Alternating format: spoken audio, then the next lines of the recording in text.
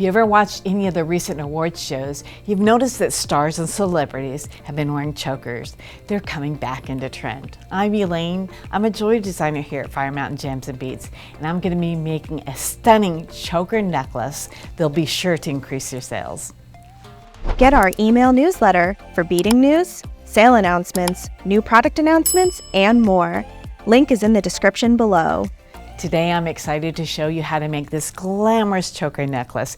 It's made with sterling silver chain and head pins and crystals, and it's just going to be amazing with an evening dress or just as fabulous sporting a white t-shirt and jeans.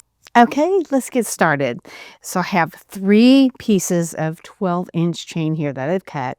And I chose to use Figaro chain because I just love this chain. I'm going to point it out because it has like these big links and small links and then a big link. And that's going to help me space out my beads. And I'll show you just what I mean. So to start off, I'm going to need a little bit of length here. So I'm going to count about 4 of these big lengths in. So 1, 2, 3, 4. And if you can see, I'm going to start with that small link that's right after that big link, okay? But I'm going to start with the first one down here so we can go up. So it's 1, 2, 3, 4, and there is the small loop there. And I'm going to start off with a round denim 6mm crystal round, and I strung that on there. And I'm going to do the same thing, count 1, 2, 3, 4, the small link right after the 4th one. And I'm going up the chain. And then I'm going to add 2 4mm crystal rounds. Just let that slide down. Then I'm going to add the 3rd chain, 1, 2, 3, 4 in. And oops, let's get in there, little guy. A small link right there. And then I'm going to add the last bicones, which is my 2 4mm Montana beads. And there you go. We see that we have that. Now I need to finish this in, and I'm going to just make a simple loop. So I'm going to hold it and turn it this way. And take my chain nose pliers. Just make a 90-degree angle bend. Take my round nose.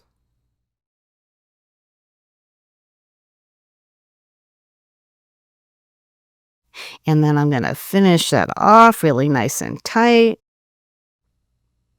Okay. I'm going to take my flush cutters, snip it. And then I'm going to take my round nose just to straighten that out just a bit. And then I have some drops here that I put a jump ring on, and I'm going to attach that to the end of my loop here. I'm going to just open that up just a little bit so I can place that on there. And close that up, make sure all the jump rings are done. All right, so there's the first one, you can see. And I'm going to continue that, but I'm going to use the spacers of the big links here to calculate where my next pin's going to go. So I'm going to go with 2 in, but I'm going to flip it back over because I work on this side and I need to get the big bead in, right? So I'm flipping this back over, and I'm going to count 2 links in to space, 1, 2, and then go right in to the little one after that. And then I'm going to repeat that process. I'm going to go 6mm round, okay? And this could get tricky because the chain's moving around, but just hold it in your hand. Find the link right after the 2 big ones, the small one, go right in. Adding 2 more of the crystal rounds, 4mm.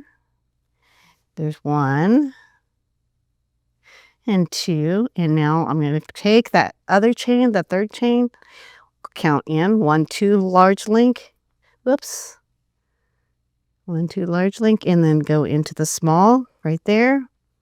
Add my last 2 4mm Montana beads, and then I'm going to finish off again with the loop. So I'm going to turn that around so you have a good grip on it. Get my chain nose, 90-degree angle. Get my round nose, flip that over, make a really nice tight loop, bring it back. Take my flush cutters, snip it off gently. Take my round nose and fix that little loop, make sure it's nice and closed, or at least straight. We don't want to close it just yet because I'm going to put that other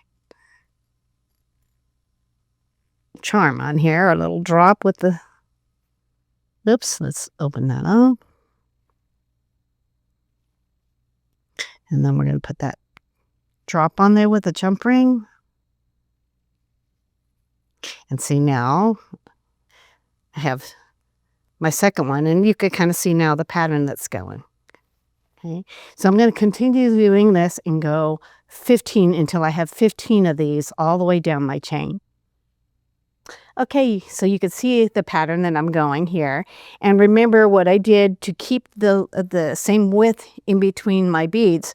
I'm counting 2 of the large links, and then the little link that's right after the second large link, that's where I put my next head pin. And you're going to keep doing this until we get 15 all the way down the length of the chain. Okay, so I have a finished one here that you can see. And I have all the links on here, but I want to show you the end. I gathered the end pieces and I took some wire and I made a simple loop, and then we attached some jump rings for an extension. But I want to show you how I gathered these 3 pieces together. Okay, so I'm going to get this part straight again. So we have our chains all together. Come on, get out there. There we go. So you want to have all those the 3 large links on the end getting ready, okay? And I've cut a piece of stainless steel wire, and it's only about 3.5 inches long, okay? So I want to go through the last loop here. It may be easier if you pick it up, so I'm going to have it in my hand so they don't get tangled. Because this chain gets kind of wonky if it's very lightweight, so it moves around a lot. So I'm going to hold it so it's steady so we get those last links on. There we go. And the very last link. Come on. Where'd you go? Where'd you go?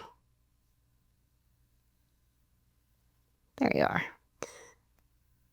All right. So now you can see that I have them on the piece of wire.